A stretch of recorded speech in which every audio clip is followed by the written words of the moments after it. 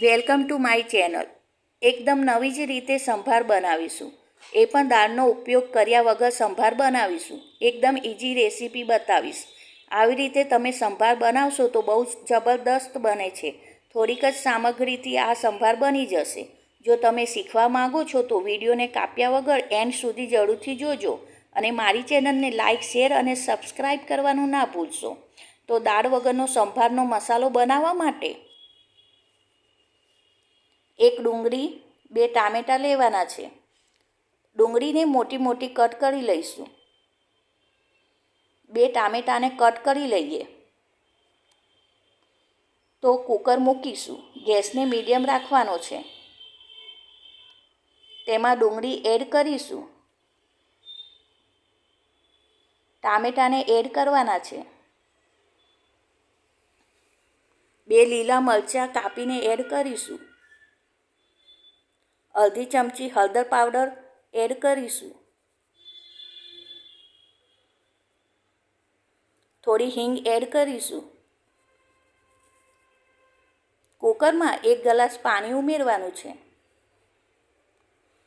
કુકરને બંધ કરી ઉપર સીટી લગાડીને 3 સીટી વગાડીને બાફી લઈએ.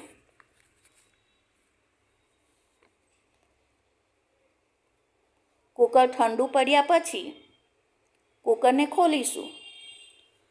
તો આની અંદર થોડું પાણી છે, આ પાણીને વાટકીમાં કાઢી લઈએ.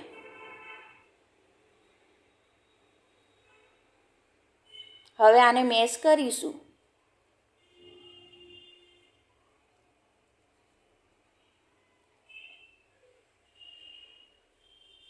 તો થઈ ગયું છે. હવે વઘાર કરવા માટે ઓઇલ લઈએ.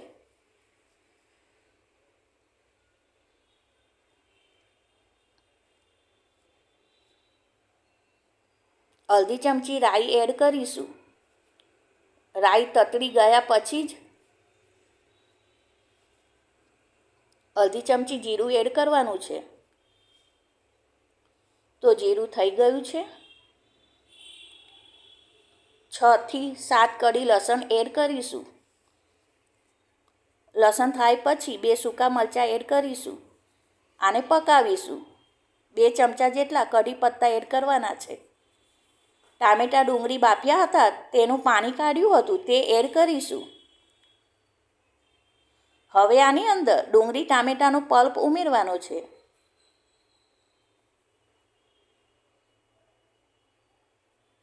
એક ગ્લાસ પાણી એડ કરીશું.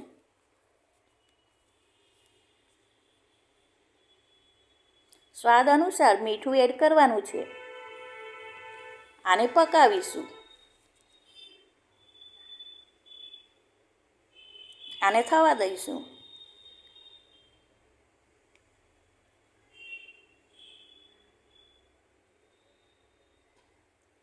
એક ટેબલસ્પૂન સંભાર મસાલો એડ કરવાનો છે. આને મિક્સ કરવાનું છે.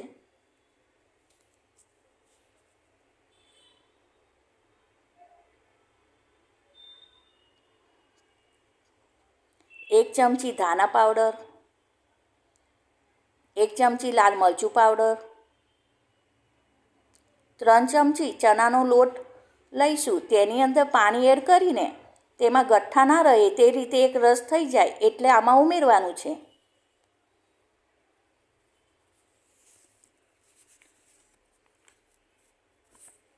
થોડોક ગોળ એડ કરીશું. આની અંદર પાણી ઉમેરવાનું છે. હવે આ સંભારને પકાવીશું. આ રીતનો દાળ વગરનો સંભાર ખાધા પછી લાગતું નથી કે આમાં દાળ નથી. હવે આને ઉકળવા દઈશું. એક રસ અને થોડું ઘટ થાય એટલે ગેસને ઓફ કરવાનો છે. તો ઘટ થઈ ગયું છે. આને ઢોસા ઇડલી જોડે સર્વ કરીશું. તો દાળ વગરનો સંભાર તૈયાર છે.